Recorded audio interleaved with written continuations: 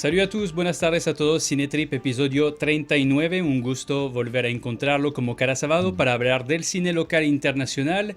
Como cada semana tenemos un invitado y esta semana el actor Jaime Tamariz nos acompaña. Vamos a hablar con él y conocer un poco más acerca de su actualidad a través de nuestros diferentes bloques. Comenzamos desde ya con Cinetrip. Interview.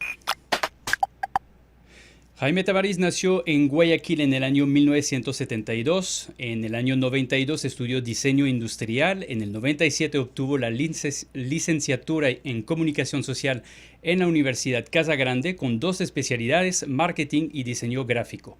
Egresó en Madrid en el año 2006 en la Escuela de Arte Dramática Cristina Rota, reconocida como una de las más influyentes escuelas de artes escénicas de España. En el año 2009 regresó a Ecuador, donde fundó Diamond, la productora de artes escénicas independiente de mayor crecimiento en el país. Ha sido productor y director en más de 25 montajes como El amante de Harold Pinter, La gata sobre el tejado caliente de Tennessee Williams, Perros de Quentin Tarantino, El mago de Oz, El libro de la selva, entre otros. En el mundo del cine fue parte del reparto de la cinta La mala noche, dirigida por Gabriela Calvache. Ha trabajado como actor varios proyectos como En arte y Un dios salvaje. Él, también Amelín, y en el 2014 introdujo el microteatro a Guayaquil, siendo pioneros en este formato en el país. Entre el año 2009 y 2019 fue director de la carrera de artes escénicas de la Universidad Casa Grande. Actualmente es director de casting de Ecuavisa y lo tenemos con nosotros el día de hoy. Jaime, gracias por aceptar nuestra invitación el día de hoy. Bienvenido a Cinetrip. Hola, estoy encantado de estar aquí. Muchas gracias por invitarme. Gracias por ser parte de esta conversación con nosotros el día de hoy. Y más que todo, aquí tenemos una costumbre cada sábado, es preguntar un poquito cómo fueron los inicios de la persona en relación al medio que sea audiovisual del cine. En tu caso, ¿cómo nace la pasión que sea tanto por el medio de la actuación, pero en general de este medio de producción? Pues sí. Pues mira, es curiosa la historia porque realmente, bueno, yo estudié teatro en Madrid, como bien dijiste en la introducción, en la escuela de Cristina Rota, pero yo no fui a Madrid a estudiar teatro, yo fui a estudiar cine, o sea, esa era mi intención. Okay. Estudié comunicación en la universidad y pues de la universidad, por los profesores, tuve la oportunidad de entrar a trabajar muy joven a una agencia de publicidad como director de arte. Y a medida que estaba en las producciones de las campañas, pues había momentos en los que me daban la oportunidad incluso de ver a través de la cámara, ¿no? Yo me encargaba de la parte de arte porque era director de arte, pero llegué a hacer incluso escribir un pequeño guión para un comercial de televisión. Entonces me gustaba mucho eso. Recuerdo también que cuando estaba en la época de la universidad conocí a Pedro Almodóvar, no conocía sus películas, conocía el cine español. Y claro, recuerdo haber visto Matador, por ejemplo, que fue una de las películas que conocí en esa época y me quedé impresionado completamente de esa poesía y además de la cultura española, del cine español que proponía Almodóvar específicamente, me interesó mucho. Entonces, eso hizo que me interesara mucho por España y, y pensé en eso, en ir a estudiar cine de Madrid. Entonces... Pero claro, yo estaba trabajando en Guayaquil, ya me había graduado, pero teniendo un muy buen trabajo en Guayaquil, pero sentí una necesidad como que tenía que salir del país, o sea, sentía que si no salía en ese momento ya no me iba a ir y que me iba a quedar para siempre acá y que yo tenía el deseo de vivir en otro sitio, de conocer otra ciudad, otra cultura y sobre todo...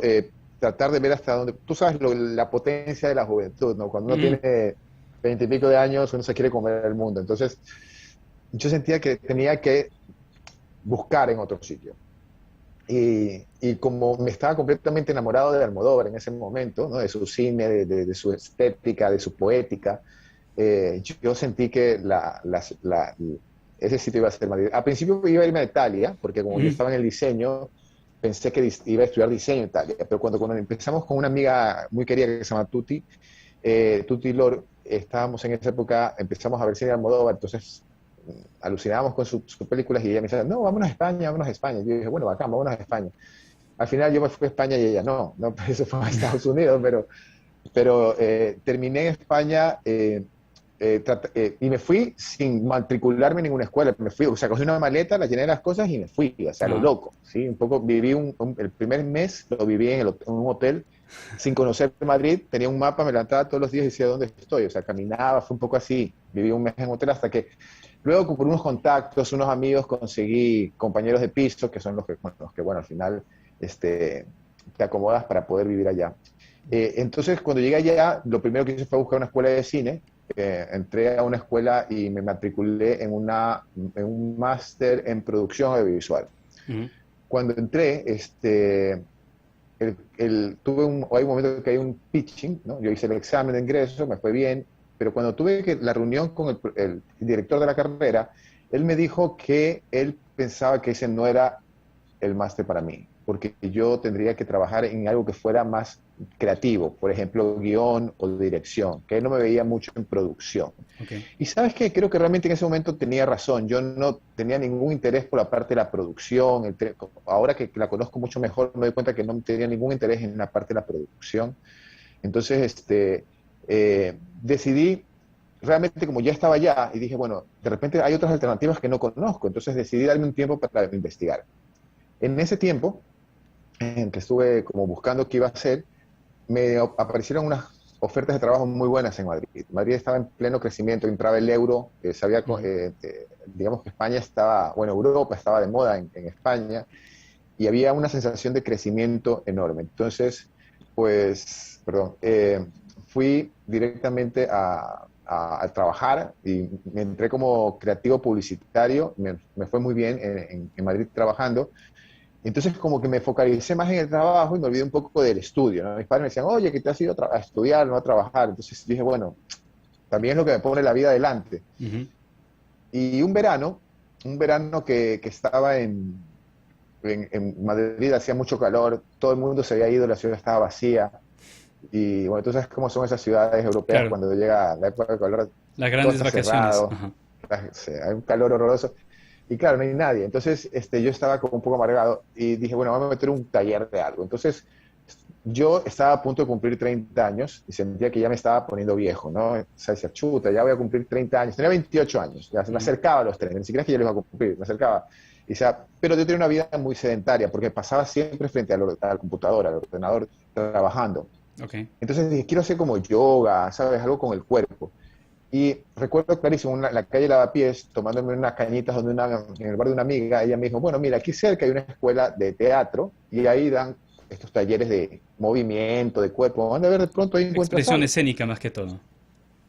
Sí, Ajá. todo esto era teatro, ya. Entonces era completamente, no tenía nada que ver realmente con el cine. Bueno, después sí se vincula porque esta escuela hizo algunas producciones cinematográficas, pero era teatro, ¿no? Entonces, y sobre todo mi interés no iba ni siquiera por el tema artístico, sino por un tema más de bienestar físico. Okay.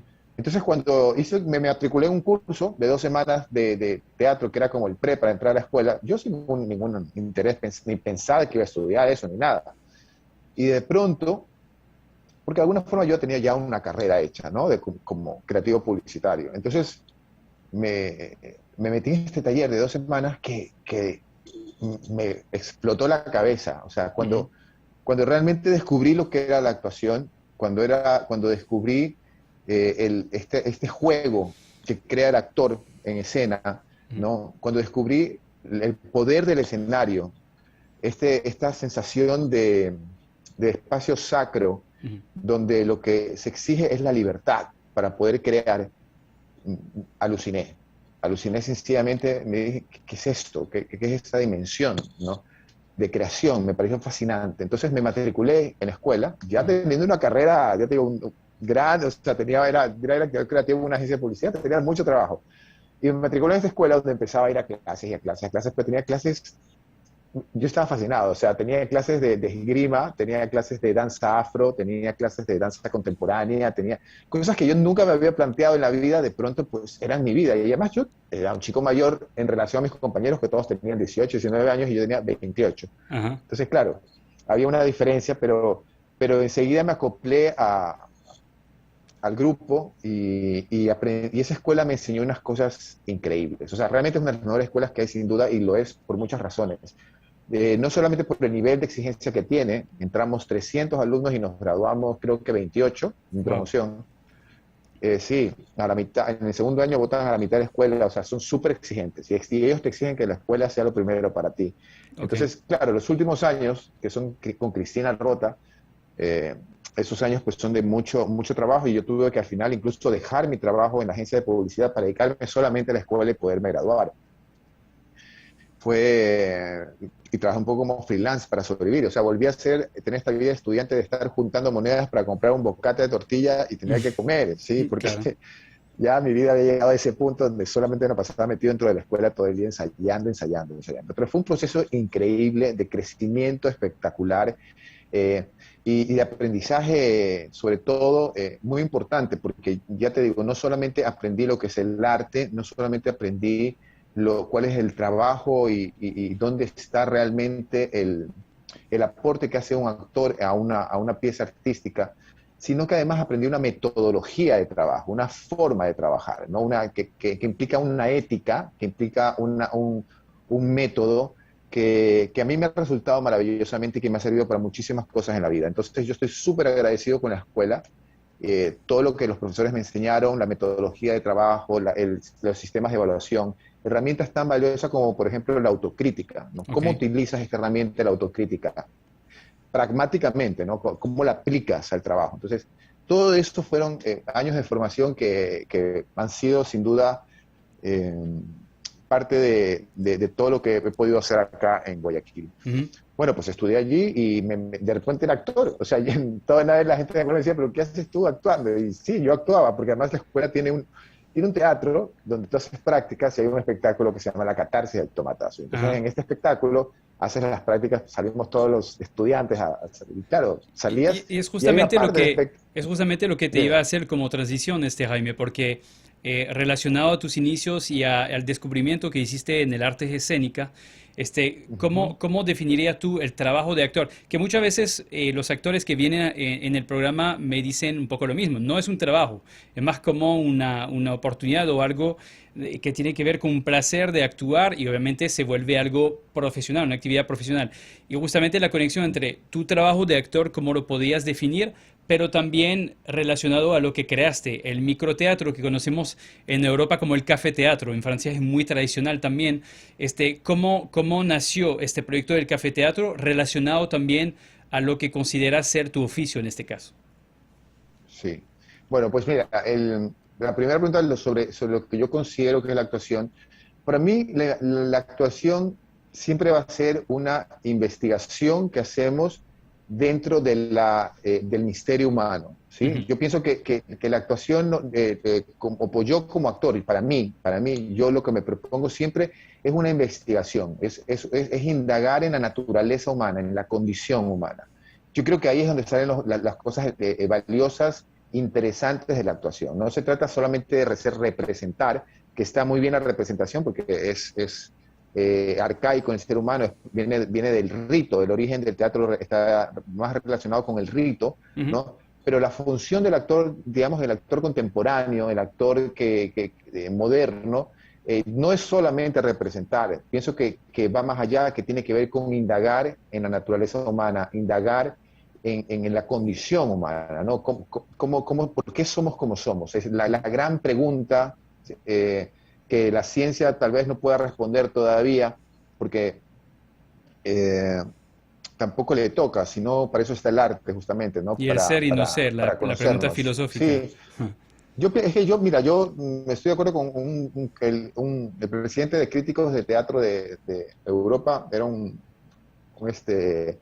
húngaro, que tú, pues, no recuerdo el nombre, que él decía que la gente va al teatro Ujú, a verse, ¿sí? claro. No, a ver cómo somos, por qué hacemos lo que hacemos, por qué amamos lo que amamos. Fíjate una cosa, es interesante, por ejemplo, una cosa que yo aprendí con Tennessee Williams, es que nosotros, a las personas que más amamos, son a las que más lastimamos, Sí, ¿sí? Y de gran también parte. es así, Sí.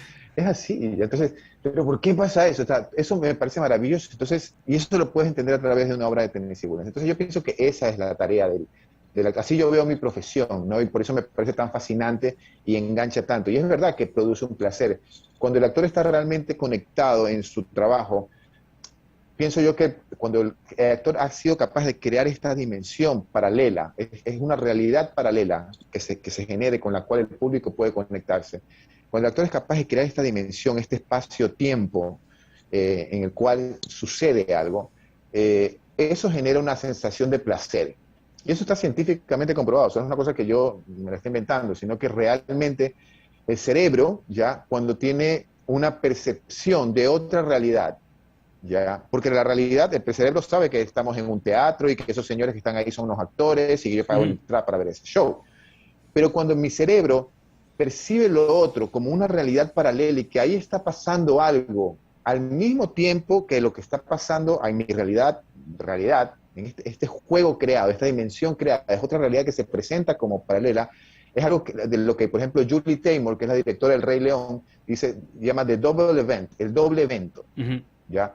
Y que los científicos, lo veía el otro día en el Deutsche Welle, en el canal alemán, esta sensación es la que produce placer en el cerebro, ¿ya? De sentir que hay como una realidad, este juego, esta realidad y la realidad del juego. Esta es la capacidad de jugar, la que sentimos los niños cuando estamos jugando, los niños, yo como claro. Niño, cuando éramos niños, cuando estamos jugando, esa capacidad de jugar a otra cosa, eso produce placer, y eso también nos pasa a las personas, entonces a los adultos.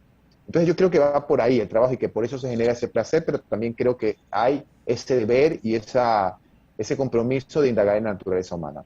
Y con respecto al microteatro, tu segunda pregunta, cuando me hablas sobre el microteatro, mira, el microteatro llegó a Guayaquil como de la misma manera en que surgió en Madrid pocos años antes, como un acto de desesperación. Okay. Quiero decir, nosotros en esa época estábamos... uy, perdón, se la cámara. En esa época estábamos, yo te había montado la productora, Daemon, con mi socia Denise, y bueno, pues éramos algunas personas trabajando por tratar de mantener una productora de teatro abierta todo el año, lo cual es difícil, porque claro, las producciones normalmente se arman, se hace la obra de teatro y se desbarata la productora, pero nosotros queríamos mantener esta producción constante, y no encontrábamos una forma, porque trabajábamos muchos meses para hacer 2 funciones, 3 funciones en las salas grandes en Guayaquil. En esa época todavía no había, creo, el Sánchez Aguilar, no estoy seguro.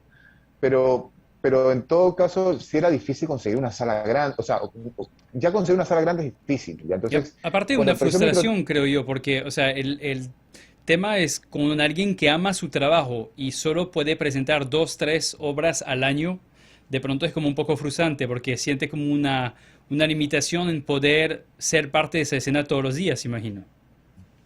Es muy frustrante, es muy frustrante. Nosotros, fíjate que los musicales que hacemos para fin de año, que son las producciones más grandes que se hacen en el país, en artes escénicas, quiero decir, y además constantes, porque se han hecho durante 8 años seguidos, es súper frustrante porque nosotros trabajamos un año para hacer esa producción. O sea, nosotros en septiembre ya estamos tomando las fotos de la obra que se va a hacer en diciembre. Claro. Los vestuarios están listos. O sea, hay mucho trabajo. Y claro, nosotros hacemos 8 funciones, 9 funciones. Y es verdad que hacer 8 funciones o 9 funciones en el Sánchez Aguilar, que tiene 900 butacas, es un exitazo, ¿sí? Porque de todas maneras, o sea, son 8.000 personas que van a verte, pero de todas maneras, claro, tú te pones a pensar, hemos trabajado tanto y además las escenografías, que suelen ser cosas gigantescas, los vestuarios, todas estas cosas que se trabaja muchísimo, tanta gente que trabaja para conseguir esos trabajos tan espectaculares, y al final, pues no, son solamente pocas funciones las que se hacen.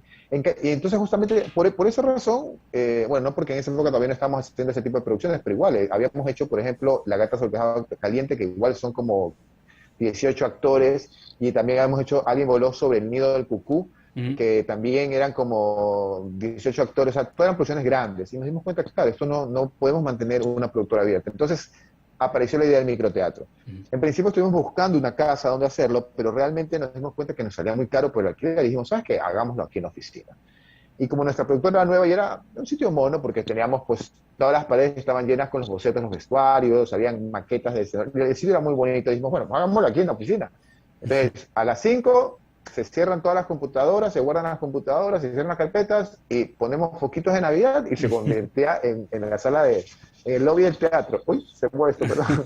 En el lobby del teatro. Y de repente fue un exitazo. O sea, yo la verdad nunca, no pensé, dije, bueno, no, yo no pensé que iba a ser un exitazo, yo pensé que, ok, va a venir la gente un tiempo, un mes, y después se van a aburrir y no va a venir más. Pero lo cierto es que pasó el mes y lo único que hacía era crecer, había una fila larguísima que llegaba hasta la otra calle de gente esperando comprar entradas y ya no había entradas y no había cómo decirles, era realmente una cosa que se desbordó completamente. Y reconozco que en ese momento nosotros hacemos las cosas muy artesanales, o sea, artesanales al punto que te digo que mi asistente hacía los sándwiches y yo lavaba los platos, ¿sí? Ok. Para poder atender a la gente, o sea, era así de artesanal. Ujú.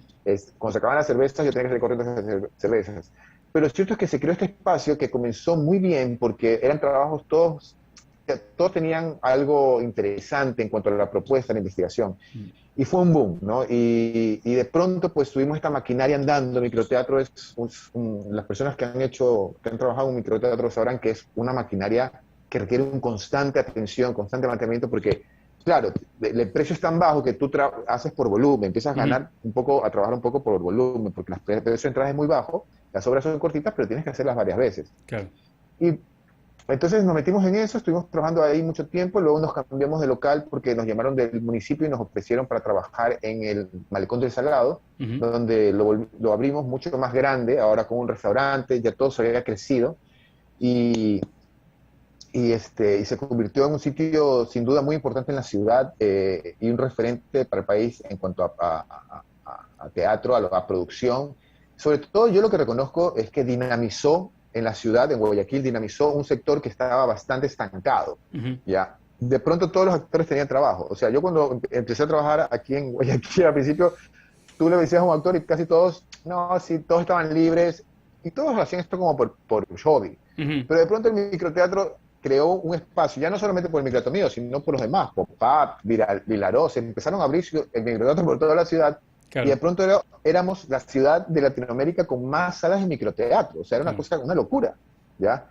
Y se puso muy de moda y esto creció todo un sector, ¿no? Alimentó y de alguna forma eh, creó plazas de empleo para muchos actores, sobre todo chicos jóvenes que están recién comenzando y que no tienen un sitio donde empezar a coger prácticas, donde Ujú. probar cosas. También es para, no solamente actores, escritores, directores, ¿ya? Mucha gente que no se atrevía de pronto a dirigir y como es una obra pequeña, pues de 15 minutos si se lanzan a dirigir escenógrafos, yo he conocido escenógrafos maravillosos. En el microteatro, por ejemplo, yo conocí a Jaime Pérez, que fue Ujú. el actor que interpretó a Pinocho, que es un actor espectacular, que tiene un trabajo de cuerpo fantástico. Y se han llevado, y hemos hecho piezas increíbles. También es verdad que ha habido piezas que han sido bastante regulares y malas también, por qué no decirlo, cosas que a mí no me gustaban. Pero de todo lo cierto es que también con el público hubo yo creo que microteatro lo que dio fue como el chance, la oportunidad, ¿sí? Como te das el chance. Para la gente que tenía el prejuicio de que no le gusta el teatro, dice, bueno, yo Mm. voy. Si no me gusta Para son ver qué 15 tal. minutos, no es una tortura, ¿sí me explico? De dos Claro. horas diciendo, "Uy, me quiero ir, me quiero ir". No, sino que dices, bueno, fueron 15 minutos, no me gustó, me fui. Y son $5. Entonces la gente, el público se daba el chance, ¿no? De vamos a probar qué tal el teatro. Mm. Y también para los actores y los productores y los directores, también era la oportunidad de probar cosas distintas, ¿sí? Que no se arriesgarían a hacer en una obra grande porque cuesta mucho dinero. Entonces había cosas muy locas, ¿sí? Había estas obras, por ejemplo, que pasaban todas en el espacio oscuro, ¿ya? Donde tú entras y está todo oscuro y no ves nada, sino que todo es con olores, con sonidos, Ujú. es lo que se llama teatro de inmersión. Ujú. Hubo esos experimentos. Para mí, lo más transgresor que hubo en microteatro fue una obra que pasaba dentro de un carro, o sea, un coche, que la gente compraba la entrada y cuando ya era la hora de la función, la gente tenía que salir del microteatro, subirse a un coche Ujú. que estaba auspiciado por una marca de coche que además nos daban para que pudiera entrar más gente, y la obra pasaba dentro del coche, pero no es que el coche estaba estacionado, arrancaban y se iban, Andando. ¿ya? Claro. Y era una pareja que peleaban, discutían, ya mientras ella iba manejando todo, y el chico se tira, o sea, no, era increíble porque además él se baja del carro, después ella también se baja y con las luces encendidas y con la música puesta de bailaban frente al coche, o sea, realmente tuve la oportunidad de ver cosas muy interesantes en mi y creo que fue en su momento en la ciudad un gran momento para mí, ¿no? Eh, que tuvo momentos de oro en ese momento en que realmente empezaba a surgir el microteatro. todos los sectores de la escena local se vieron dinamizados por un trabajo que hicimos en grupo, ¿no? Yo no me considero, yo el profesor, no, porque no fue así. Fuimos muchas personas que empezamos a trabajar y a apostar a esto. Y sin duda, de ahí salieron incluso pequeñas productoras que se empezaron a dinamizar. Una pena que ahora, pues ya con toda la pandemia y todo esto se vea tan mermado, ¿no? Una Aunque actividad hay que algunos creo, valientes que siguen en eso. una actividad que creo que va a salir de nuevo poco a poco. Ya esperamos que las circunstancias lo permitan más a futuro. Jaime, vamos a hacer una pequeña pausa y dentro de un momento vamos a entrar en una pregunta de debate que tiene que ver también con tu rol en casting. Eso es algo que me interesa también conocer un Okay. poco más de ti. Tu función de director de casting lo vamos a hablar dentro de un momento. Antes de eso hacemos una pausa y regresamos con más de Cinetech. Debate. Muchos perfiles de la cultura son profesiones a los que no se les da especial importancia o que no tienen demasiada visibilidad. En el caso de los guionistas, cuya labor está empezando a ser reconocida en los últimos años, no obstante, sigue habiendo muchas profesiones casi desconocidas, a las que no se le presta mucha atención, ya que quizás no implica un trabajo puramente creativo. No por ello dejan de formar parte del ámbito y la industria cultural. Hablamos de la dirección de casting y justamente el día de hoy tenemos un invitado que es precisamente director de casting en Ecuavisa. Hablamos con Jaime Tamariz, que en primera parte nos contó un poco más su experiencia al nivel de teatro, la actuación como tal, pero también vamos a hablar de su otro rol, que es el director de casting.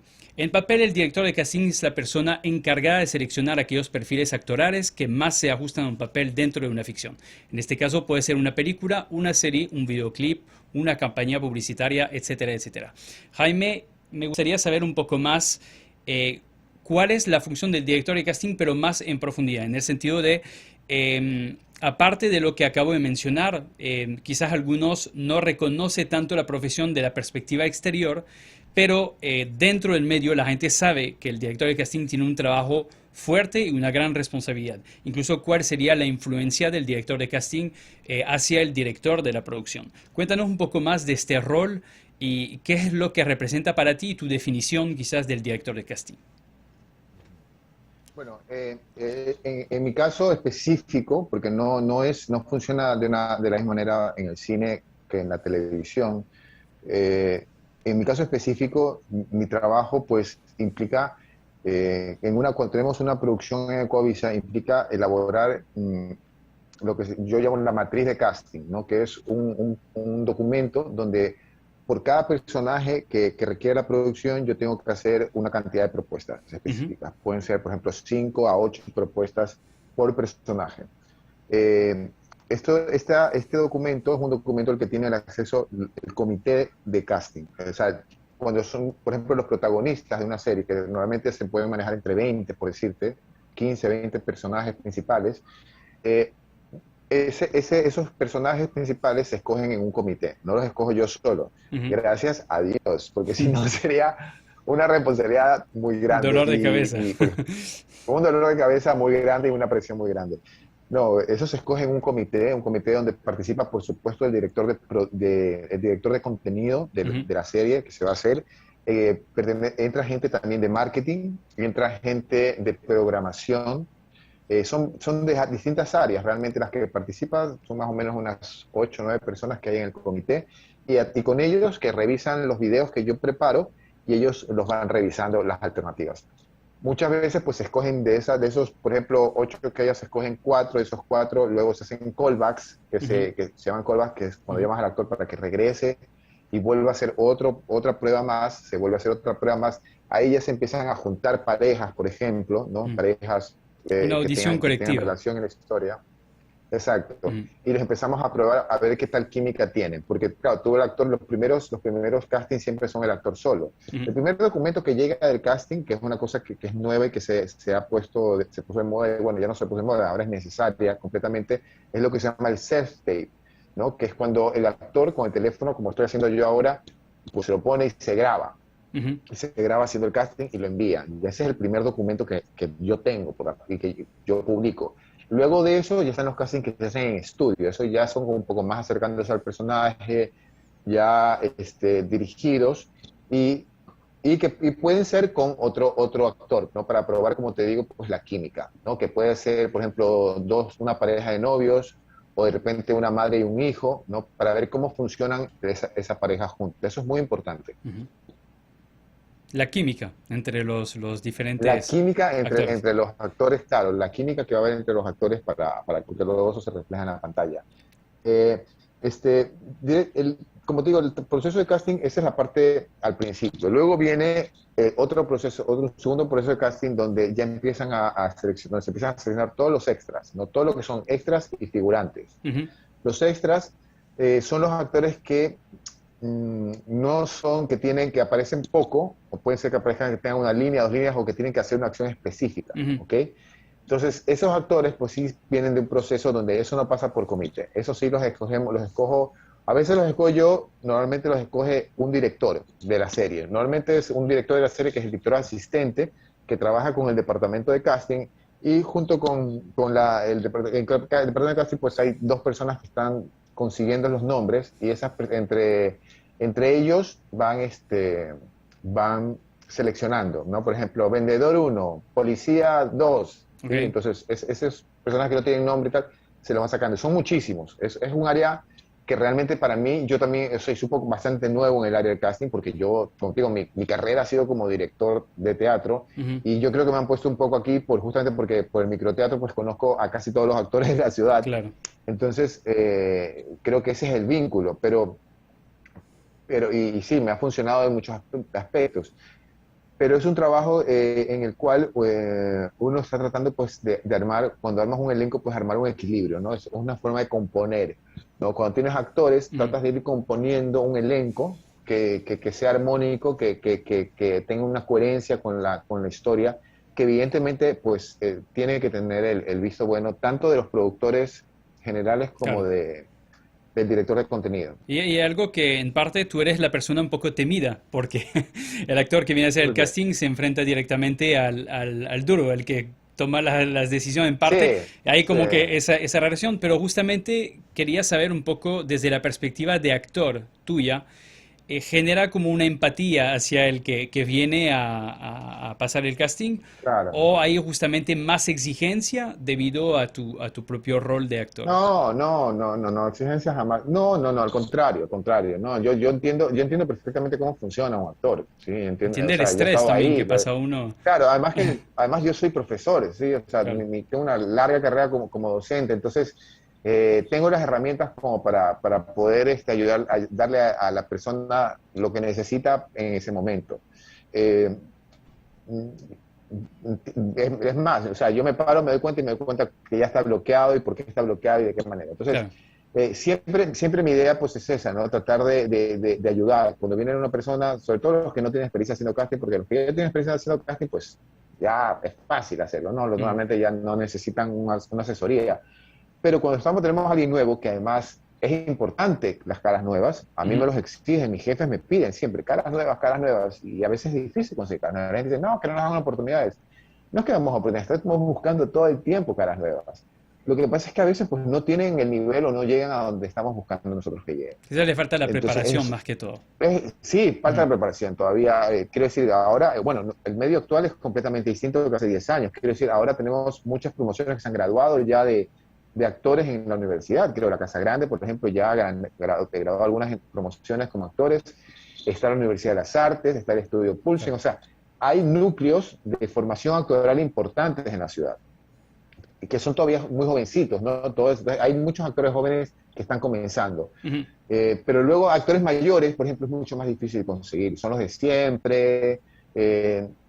Y claro que también es mejor, porque como tienen experiencia, pues pueden aportar mejores cosas, pero es un contexto muy especial en que nosotros nos encontramos, de recursos bastante limitados a nivel actoral. Entonces, un poco mi trabajo no es solamente la selección y la formación de las listas para el comité, sino también el coachar a estos actores, o sea, Ujú. asesorarlos, no solamente en el casting, sino luego cuando ya han sido contratados, ¿no? Darles herramientas, ayudarlos a ver cómo pueden encontrar mejor al personaje. Ahí trabajo muy de la mano del director de contenido. Claro, de hecho, debes tener un rol también. Tú hablabas de las herramientas para poder ayudar el actor en el momento. Me imagino la interacción del director de casting que da como la réplica de pronto del actor y crear también, generar este ambiente para que el actor se sienta en confianza también. Sí, totalmente. Hay una herramienta que nunca falla. Pone frente al actor y le cruza la cara una cachetada. Le pasa todo. Vas a ver cómo funciona así. Sí, es buen consejo porque te La cuento más que antigua. nosotros hemos hecho un proyecto también durante el tiempo de pandemia y nos hemos improvisado, director de casting, porque en mi caso no lo soy, pero nos hemos improvisado por la necesidad. No teníamos un director de casting, tuvimos que organizar nosotros el casting y lo genial de eso fue justamente la interactuación. Estuvimos con candidatos que estaban hiperestresados, otros más innato en la forma de actuar, ¿no? Entonces no hay casi nada que decirle porque ya saben lo que tienen que hacer, pero en todo caso fue una experiencia chévere la parte de interactuación más que todo, por eso lo decía también. Jaime, vamos a hablar en la sección un poco de películas. Lo que nosotros hacemos cada semana es hablar un poco de las referencias que a nosotros nos gusta a nivel cinematográfico. Por ahí te voy a hablar rapidito de 2, 3 recomendaciones, pero antes de eso, al preparar este programa, me has nombrado algunas de tus referencias, me reconocí en algunas de ellas, obviamente. Bueno, Wong Kar-wai no lo voy a citar quizás porque hablo con muchos invitados de Wong Kar-wai cada semana, al parecer hay una fascinación por sus películas, pero por ejemplo me interesó mucho ver entre turista a Trainspotting de Danny Boyle, que es uno de mis clásicos, Sí. y como uno de los actores que más admiro, que es Ewan McGregor, que es como el actor escocés Lo que máximo. estuvo en tantas producciones que ahorita lo vi en un nuevo tráiler, de hecho está volviendo. Y pensar que estuvo en Guayaquil, ¿no? Sí, estuve en Pensar que estuvo Guayaquil, de hecho, hace 2 años, si no me equivoco, ¿no? Ya no los Estudio perdimos. Pulse estuvo. Estuvo por aquí, sí, para un proyecto de documental o algo que estaba haciendo, de hecho, y estuvo pasando por el malecón de lo que supimos. Trainspotting fue, de hecho, prácticamente la película que lo reveló como joven actor. Sí. Hicieron ya una segunda, francamente, no me ha atrapado la segunda como fue la primera, que fue una revelación de película independiente en este tiempo, que fue una bofetada, literalmente, cuando salió esta película. Danny Boyle, que es un actor, un director que ya no presentamos, de hecho. ¿Qué es lo que te gusta del cine de Danny Boyle, por ejemplo? ¿En Trainspotting específicamente o en general de lo que él hace? Mira, a mí me parece interesante en Trainspotting específicamente. Bueno, sabes que Danny Boyle también dirigió una obra de teatro, Frankenstein, Ajá, ¿no? Una ajá. cosa alucinante en Londres, que era con sobre el escenario lleno de focos, millones de focos donde se movía la electricidad, Ujú, como ujú. una cosa alucinante, la luz, como una forma alucinante. Bueno, a mí me gusta mucho porque él tiene como un planteamiento estético muy activo en Ajá, términos de cómo plantea, de cómo participa dentro de la narración. ok. Quiero decir, la historia de Trainspotting sin duda es una historia desgarradora, o sea, es una historia que tiene elementos que son impactantes y que además muy crudos y que hablan de las partes tal vez más oscuras de la naturaleza humana. Ajá. Pero al mismo tiempo, creo que es increíble el trabajo que hace de armonización con toda la parte del placer que da la droga, ¿no? Mm. Esa parte de mostrar los dos lados, la capacidad de mostrar los dos lados. Las Por ejemplo, esa alucinaciones escena casi cuando el tipo cómicas y se al tiene mismo esa, tiempo las consecuencias. cuando tiene, mira, la mejor ejemplo de eso ahí de toda la película es cuando el tipo tiene la sobredosis que se Ajá. acaba de inyectar, y se cae como dentro de una alfombra, Ujú, y ujú. ya, y tú ves todo lo que pasa, pero visto desde lejos, Sí. ¿sabes? Como de a través, con esta música de It's a Perfect Day, Sí, ya, sí. o sea, ahí yo creo que pienso que está el cine de Danny Boyle Sí, lo sintetizado, mismo con porque Evan McGregor que se mete capacidad en de la contar tapa del algo baño. terrible y al mismo tiempo tú tienes una sensación de que qué hermoso lo que estoy viendo, pero qué terrible, pero qué hermoso, pero qué Sí. es lo que está pasando, Sí, ¿no? emociones encontradas. Yo hablaba de las escenas de Evan McGregor que entra en la tapa del baño y empieza a nadar, Y se de todo empiezan a ver esto. en el océano, Y con exacto. la Eso, música y eso todo. me Sí, encanta de sí. Sí. Ewan McGregor. Tiene esa capacidad de Todo, moverse en los dos ámbitos al mismo tiempo. Es increíble. claro. De hecho, dentro de mis recomendaciones te podía hacer como, bueno, no sé si habrás visto también, porque hay clásicos y hay nuevas películas que ahorita son muy habladas. Yo estoy hablando, por ejemplo, de Druk, el título original en danés, pero que en inglés es Drunk, que es una película que fue Ajá. oscarizada ahorita, una película de Dinamarca increíble. Que una experiencia Sí, sobre el alcohol, o justamente profesores que empiezan como a medir y hacen como un reporte de lo que están tomando y sí. obviamente va con todas las consecuencias. También me vi en estos días unos clásicos que no me había visto hace años, del año 2001, Donnie Darko, que fue un Sí. clásico del cine que lamentablemente no tuvo el éxito taquillero, se podía decirlo así, porque Ujú, surgió que Donnie Darko salió justo después de los eventos del 11 de septiembre de 2001. Y entonces obviamente las ujú, salas de cine no estaban llenas, la gente tenía mucho miedo, pero Donnie Darko, el nivel de la crítica fue muy, muy respaldado. Y entre los ujú. clásicos, El último Samurái con Tom Cruise. Y te podía recomendar también una película del director de la serie Dark, que se llama Das letzte Schweigen en alemán, pero que se dice El silencio o El silencio de hielo, que es justamente marca un poco la identidad de lo que él hizo con la serie Dark, que es sobre una niña que murió hace muchos años secuestrada y 23 años después sucede un evento similar. Entonces resurge la historia en un pueblo de Alemania. Personalmente hablamos, por ejemplo, de la producción en España, que me encanta.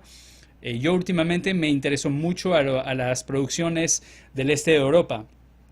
Por ejemplo, Ujú. Alemania, pero también hay países como Dinamarca, Suecia, Noruega, que están haciendo muy buenas producciones también.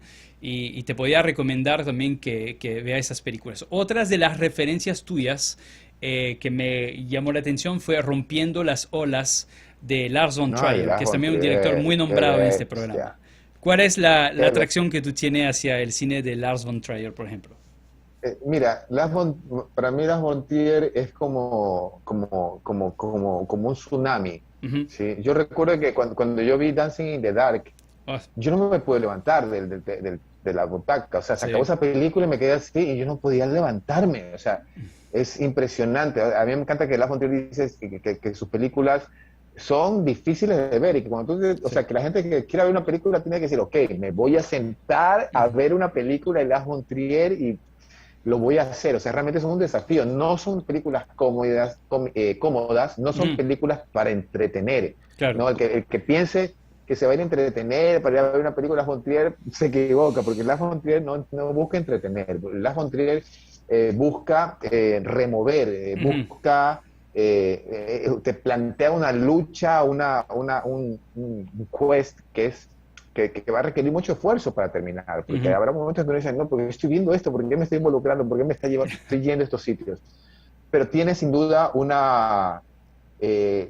yo reconozco en él una capacidad para contar este lado ambiguo digamos, difuso de la ética humana Ujú. en cuanto al poder, ¿no? A Claro. cómo ejerzo el poder sobre otro ser humano. Yo eso lo encuentro, no, o sea, creo que son pocos los directores que yo he visto bueno, Rompiendo las olas es un ejemplo. Tú cuando Ujú. ves esa película, o sea, te das cuenta de lo que capaces que somos los seres humanos de hacerle a otro ser humano. Ujú. eh, y creo que y al final también que tiene un principio que, a mí, que tiene ese carácter clásico, ¿no? Que a mí me encanta, que tiene un carácter como clásico de la tragedia griega, ¿no? Ujú. Del hecho inevitable, del hombre que está sometido a su destino inexorablemente, ¿no?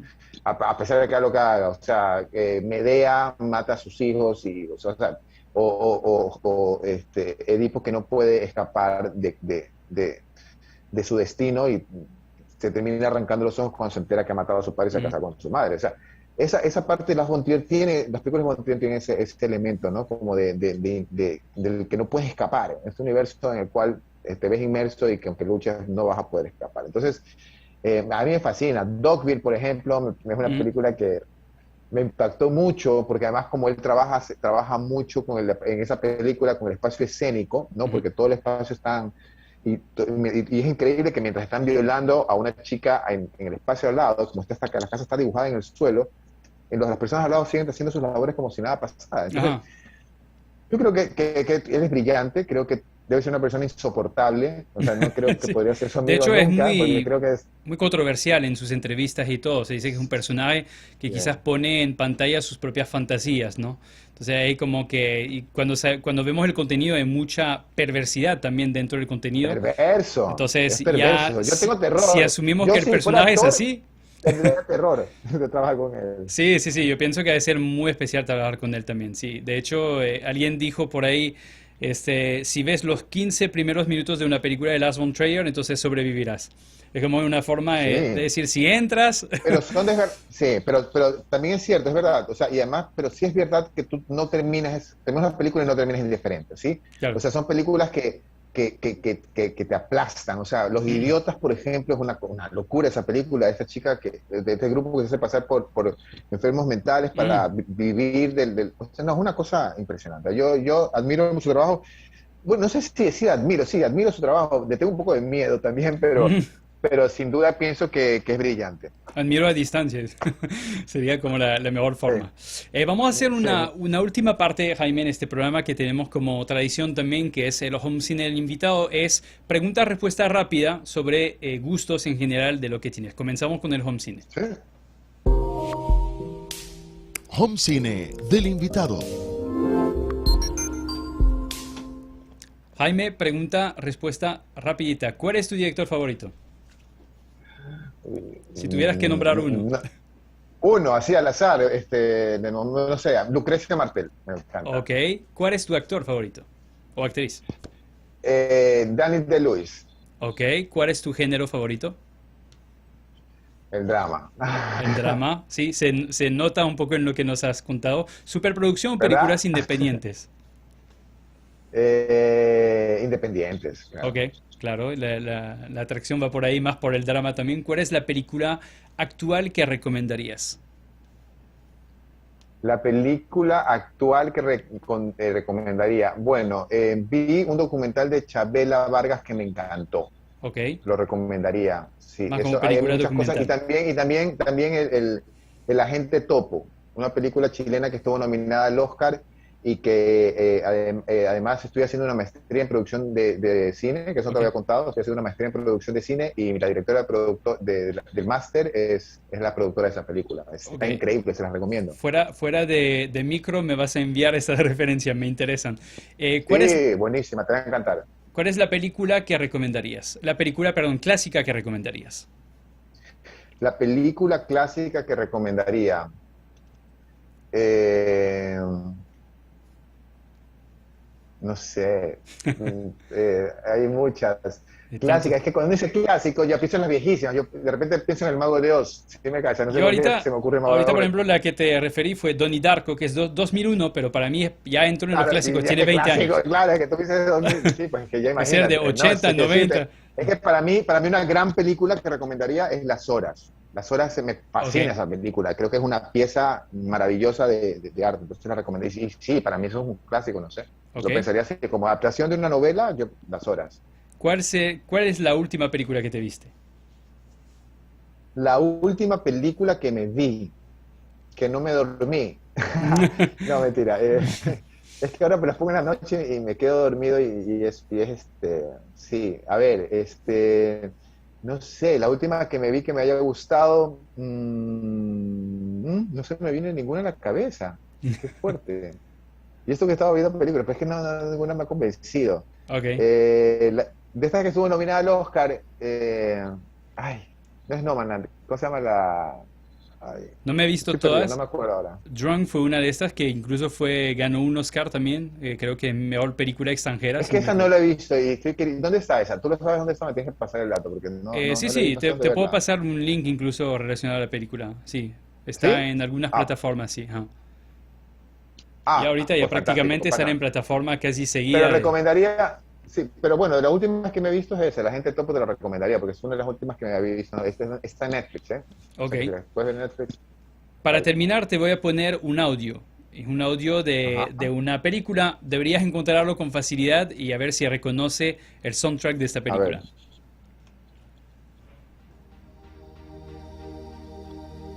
Ay, por favor, es evidente, ya lo sé.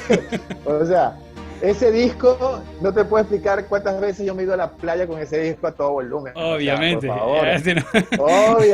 Hubiéramos Obviamente, tenido un buen viaje tú y yo, obviamente. porque la verdad que Trainspotting para mí y el tema de Underworld, que es como uno de los más famosos quizás del cine. Por favor. O sea, tú sabes, te voy a decir una cosa. Yo esa película no la conocía, la conocí porque una amiga muy querida, Estefanía Isaías, llegó, recuerdo un viaje de Miami, no sé qué, y había Mm, visto esta película, venía alucinando con esta película y se había comprado el CD. ok, Entonces yo antes de ver la película, lo primero que hice fue escuchar el soundtrack de la película. ¿Ya? Entonces yo estaba alucinado, ¿qué es esa música? Y después vi la película y me quedé más alucinado todavía. Está con música de New Order y bandas así como ochentera, pero este audio... Es buenísimo, claro. Ese disco es buenísimo, sí. todo el soundtrack. También lo tengo en mi colección por ahí en mi país, en algún lado también metido. Antes de darte la palabra final, Jaime, primero quiero agradecerte por haber sido parte de este programa el día de hoy. Podíamos hablar horas de cine, es lo que me pasa cada semana con mis invitados. Antes de eso, quiero agradecer a la audiencia que nos sigue cada sábado. Recordar que nos puede seguir a través de la red social en @cinetripoficial en Instagram, también en Facebook, pero también que nos puede escuchar cada día sábado en 1190 AM y también a través de la página web www.ucsgrtv.com. Tradición en este programa, Jaime, damos la palabra final a nuestro invitado. Bueno, pues nada, un saludo a todos, muchas gracias por la entrevista, Maxim, me lo he pasado súper bien. Y sobre todo quisiera pasar un voto de fe y de voluntad a todos mis compañeros actores, a toda la gente, directores, músicos, toda la gente que trabaja en el arte y en la cultura, darles un voto de fe de que pronto, cuando pase todo esto, volveremos a surgir, que todo lo que hemos construido durante estos años, por lo menos aquí en Guayaquil, seguramente volverá a florecer, porque el deseo y la voluntad y el amor por el arte es algo que en esta ciudad ya hemos demostrado que existe y que vamos a recuperar todos. Así que un abrazo grande a todos. Gracias, Jaime, por tu mensaje y por el aliento que también das a tus compañeros dentro de este proceso un poco especial, pero sin embargo donde yo he visto que sigue habiendo más producciones en curso. Nosotros nos dejamos como cita a nuestra audiencia para el próximo sábado. Los agradecemos una vez más por haber hecho parte de eso el día de hoy. Y recuerden que cada semana también tenemos nuestra entrevista a través de nuestro canal YouTube en Cinetrip Oficial. Nos vemos la próxima semana. Hasta el próximo sábado. Chao. Chao.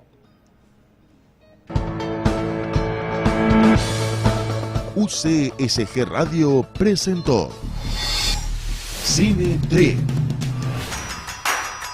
un espacio de entretenimiento dedicado al séptimo arte. Conducción: Maxim Payú. Cinetrip, en su dial 1190 AM.